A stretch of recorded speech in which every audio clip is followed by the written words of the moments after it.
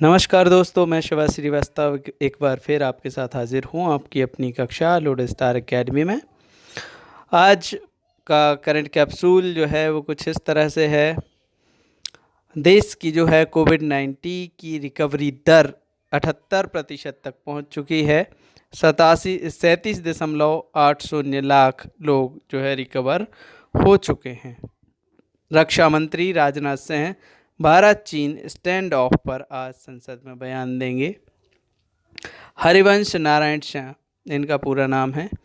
इनको जो है पुनः राज्यसभा का जो है डिप्टी चेयरमैन चुना गया। हाल ही में जापान के नए प्रधानमंत्री के रूप में योशिहिदे सुगा जो है उनको चुना गया है।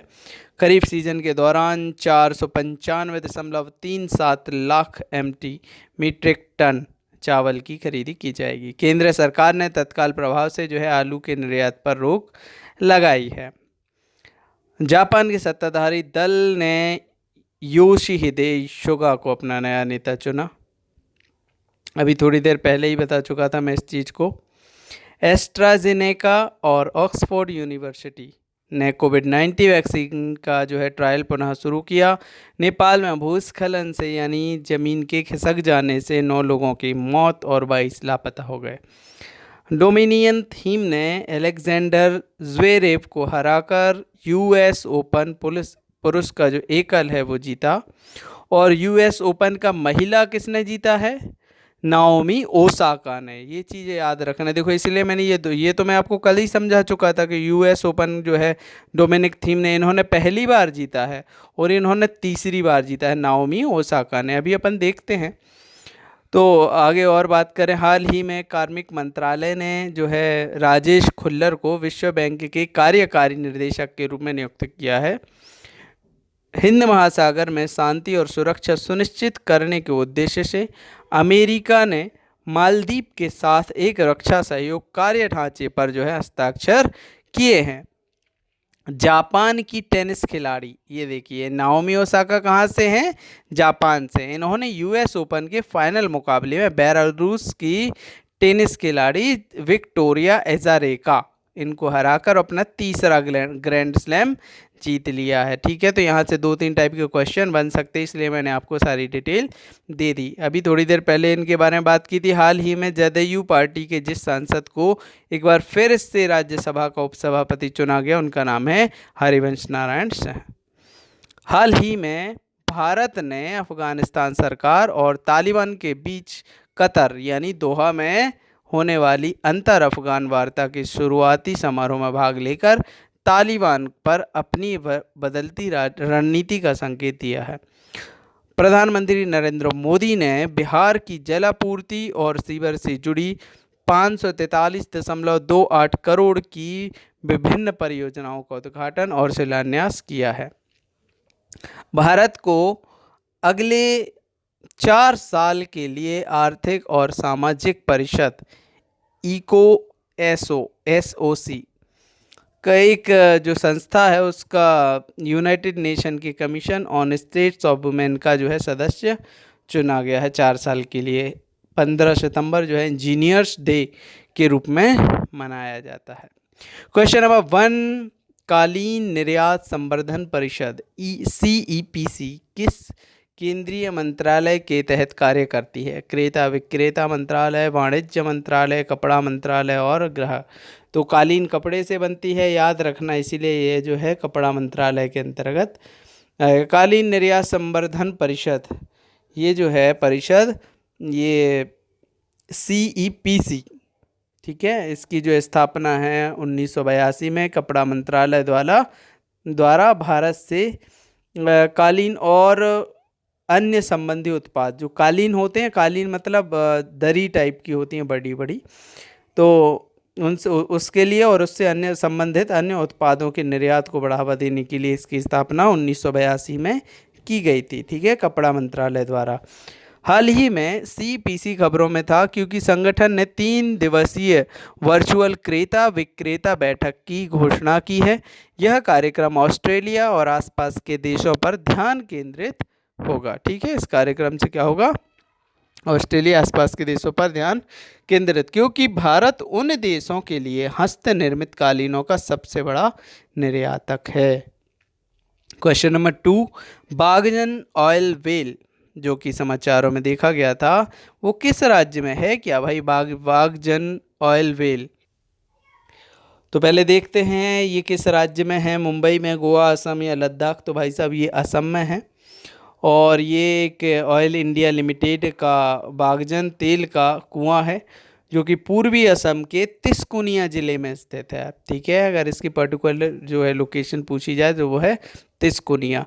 उपकरण की विफलता के कारण तेल के कुएं में भीषण आग लग गई थी और यह एक विस्फोट में बदल गया। ऑयल इंडिया लिमिटेड और विदेशी विशेषज्ञों ने 110 दिन के बाद आग पर काबू पाया। ठीक है, इसीलिए ये जो है चर्चाओं के विषय में था। जिन जिन ने चैनल सब्सक्राइब नहीं किया है वो पहले चैनल को सब्सक्राइब कर लें ताकि हमारे नोटिफिकेशन जो है समय से आपके पास पहुंचते रहें। उसके अलावा लाइक और कमेंट कर कर आप जो है अपनी उपस्थिति को दर्ज करें ताकि मुझे जो है प्रोत्साहन मिले और ज़्यादा अच्छे से मैं वीडियो को बनाऊं और अच्छा कंटेंट आपके लिए लेके आऊं। क्वेश्चन नंबर 3 है, अमेरिका ने किस देश के साथ हिंद प्रशांत क्षेत्र में शांति के लिए रक्षा सहयोग समझौते पर हस्ताक्षर किए हैं? मालदीव, रूस, श्रीलंका और जापान। अभी थोड़ी देर पहले इसका जो है हमने वन लाइनर फैक्ट देखा, आंसर था मालदीव। मालदीव और यूएसए के बीच हाल ही में एक रणनीतिक रक्षा और सुरक्षा समझौते पर हस्ताक्षर किए गए हैं। Framework for US department of defence Maldives ministry of defence and security relationship, ये पूरा नाम है ना। मतलब हिंद महासागर में शांति और सुरक्षा बनाए रखने के लिए जो है सहयोग को बढ़ावा देने का प्रयास करता है। भारत ने पहले 2013 में दोनों देशों के बीच प्रस्तावित स्टेटस ऑफ फोर्सेस एग्रीमेंट इसका जो है विरोध किया था। क्वेश्चन नंबर 4, अरुण जेटली के नाम पर एक बहुउद्देशीय स्पोर्ट कॉम्प्लेक्स कौन से राज्य या फिर कौन से केंद्र शासित प्रदेश में बनाया जाएगा? मुंबई, जम्मू कश्मीर, बेंगलुरु और लद्दाख। आंसर है जम्मू कश्मीर। जम्मू कश्मीर के उपराज्यपाल मनोज सिन्हा ने जम्मू कश्मीर में कठुआ जिले के हीरानगर में Arun Jaitley memorial sport complex की ई आधारशिला रखी। कि ई आधारशिला का मतलब ऑनलाइन, यहाँ से जो है इन्होंने ऑनलाइन सारा कुछ वीडियो कॉन्फ्रेंसिंग के जरिए किया। ठीक है, इसको ई आधारशिला बोलते हैं। केंद्रीय मंत्री जितेंद्र सिंह और केंद्रीय युवा व खेल मंत्री जो है किरेन रिजिजू ने संयुक्त रूप से ई शिलान्यास किया। जब वहाँ जाके शिलान्यास करते हैं तो उसको नॉर्मल शिलान्यास बोलते हैं, लेकिन जब ऑनलाइन जो है हम वीडियो कॉन्फ्रेंसिंग के जरिए करते हैं तो उसको ई शिलान्यास कहते हैं।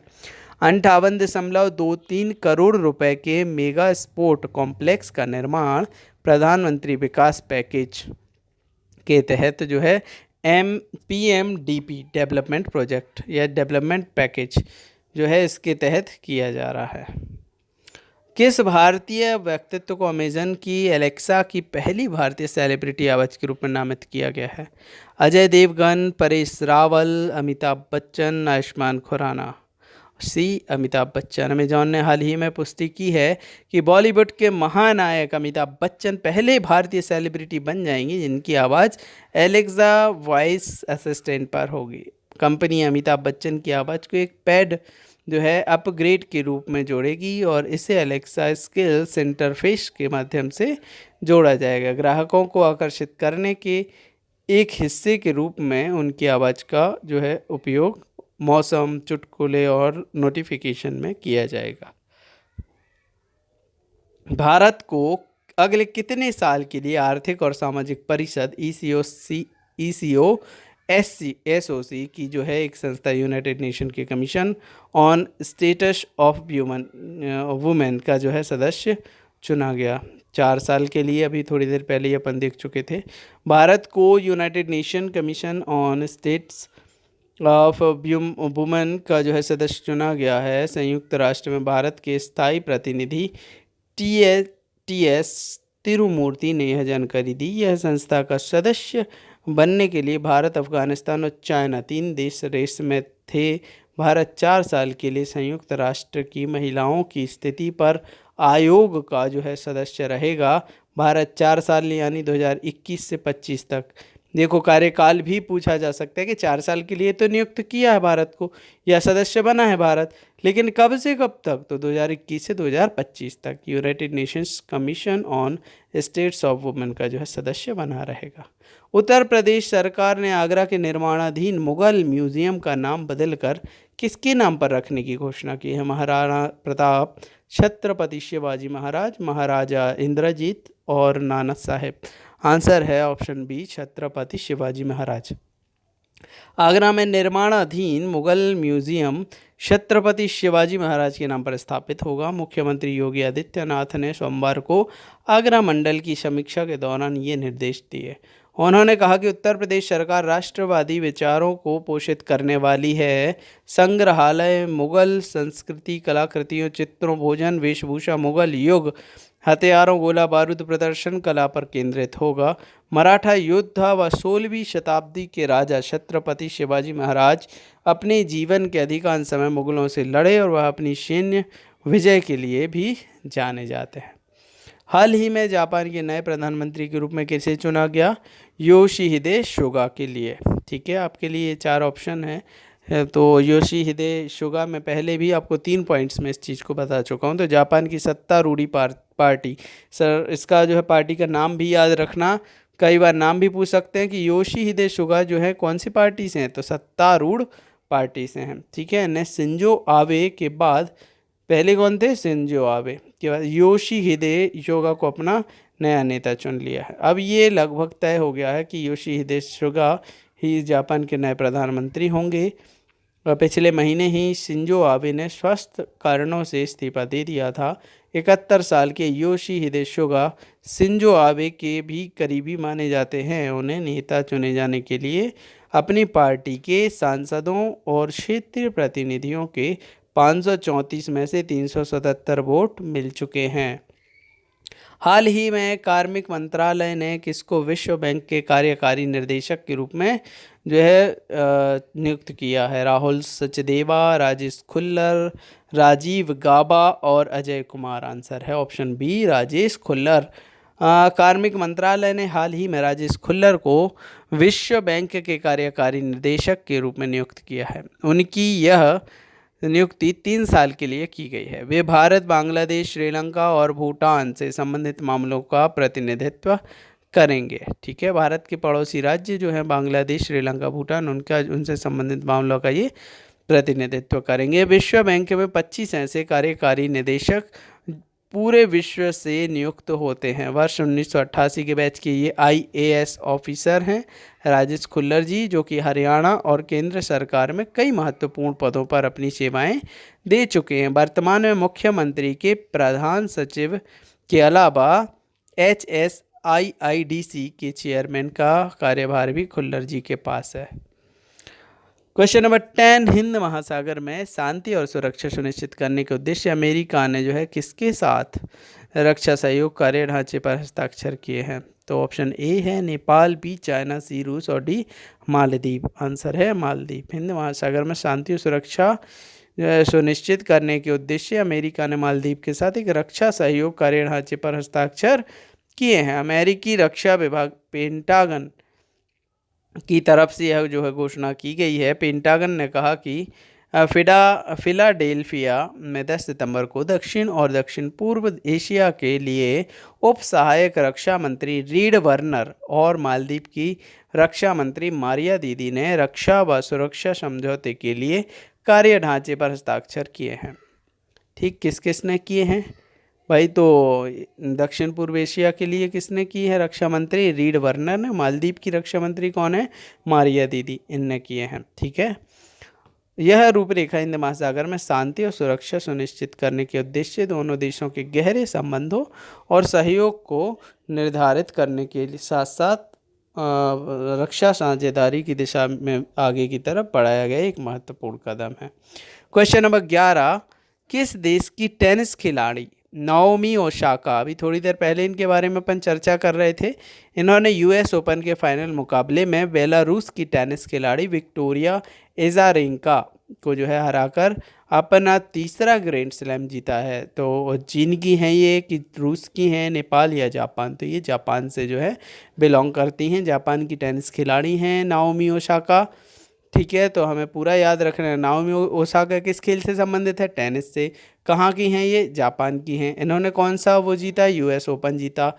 ठीक है, कितनी बार जीता है? तीसरी बार जीता है, तीसरा ग्रैंड स्लैम। कितने वर्ष की हैं? 22 वर्ष की हैं। ठीक है, तो इन्होंने जो है किसको हराया है? बेलारूस की टेनिस खिलाड़ी को हराया है। क्या नाम था? विक्टोरिया एंजारेका। पूरी डिटेल्स दी है इसमें। ठीक है, तो इन्होंने जो ऐतिहासिक जीत दर्ज की है, उसके साथ ही विश्व रैंकिंग में ये तीसरे नंबर पे पहुंच गई हैं। नाओमी ओसाका पहली एशियाई खिलाड़ी, पुरुष अथवा महिला, मतलब महिला या पुरुष में से कोई भी एक, पहली ऐसी एशियाई खिलाड़ी बन गई हैं जिन्होंने 3 ग्रैंड स्लैम अपने नाम किया। अभी तक ऐसा कोई भी ना पुरुष ना महिला है। ठीक है, US open 4 grand slam tennis tournament में से एक है। और अन्य 3 कौन कौन से हैं जरा अपन देख लेते हैं। आप लोग के दिमाग में भी चल रहा होगा कि यूएस ओपन है क्या। तो ये ग्रैंड टेनिस टूर्नामेंट होते हैं। एक है यूएस ओपन, इसके अलावा 3 और हैं। एक है फ्रेंच ओपन, एक होता है विंबलडन ओपन और एक होता है ऑस्ट्रेलियन ओपन। ठीक है, तो इसमें अलग अलग तरीके के जो है गेम खेले जाते हैं। एक लेक्चर में जो है टोटल जो आपका जो है स्पोर्ट पे, एक लेक्चर में तो नहीं आएगा, लेकिन 6 या 7 लेक्चर में टोटल स्पोर्ट आ जाएगा कि आपको यूपीएससी से लेके कांस्टेबल तक हर एग्ज़ाम में उससे बाहर क्वेश्चंस नहीं आएंगे। ठीक है, तो ये आपके 4 जो है US open, French open, Wimbledon और ऑस्ट्रेलियन ओपन हो गए। ये grand slam tournament international tennis federation ITF द्वारा संचालित किए जाते हैं।